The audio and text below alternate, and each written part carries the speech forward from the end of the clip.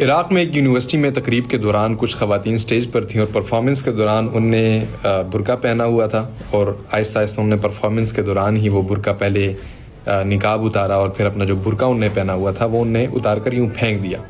اور اس پرفارمنس میں یہ پیغام یہ دینا چاہ رہی ہیں کہ جناب یہ جو برقع ہے یا یہ جو پردہ ہے یہ بیریئرز ہیں جو عورت کو آگے نہیں جانے دے رہی ہیں، تمہاری آگے نہ جانے میں جو رکاوٹ ہے وہ پردہ ہے۔ یہاں پر یہ بات خوب اچھی طرح سمجھ لیں کہ یہ عراق میں ہو رہا ہے، یہی چیزیں پاکستان میں بھی ہو رہی ہیں، یہی چیزیں انڈیا کے اندر بھی ہو رہی ہیں، یہی چیزیں ایران کے اندر حالانکہ کتنی سختی ہے اس کے باوجود وہاں پر بھی ہو رہی ہیں، اور سعودیہ کے اندر بھی ہمیں نظر آ رہی ہیں۔ تو یہ پوری دنیا میں یہ جو عالم کفر ہے نا، یہ عالم اسلام کے پیچھے پڑ چکا ہے، اور یہ ٹارگٹ عورتوں کو کیوں کر رہے ہیں اس کی وجہ بھی میں آپ کو بتاتا ہوں۔ دیکھیں، صلاح الدین ایوبی رحمۃ اللہ علیہ نے جب القدس کو فتح کیا تو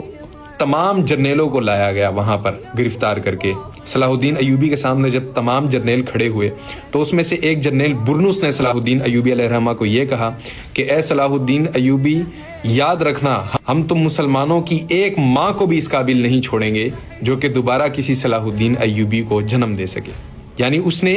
ٹارگٹ کس کو کیا؟ عورت کو ٹارگٹ کیا، اور عورت کیا ہے؟ عورت ہی ایک پوری نسل کا پہلا مدرسہ ہے،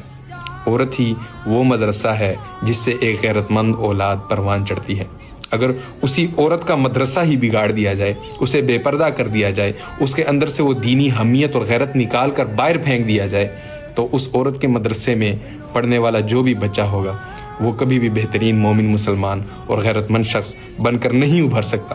تو یہ وجہ ہے کہ عالم کفر خواتین کو ٹارگٹ کر رہے ہیں، کیونکہ خواتین اگر بے حیا ہو گئیں تو پوری کی پوری نسل بے حیا ہو جائے گی۔ علامہ اقبال علیہ الرحمہ فرماتے ہیں کہ بیگانہ رہیں دین سے اگر مدرسہ زن،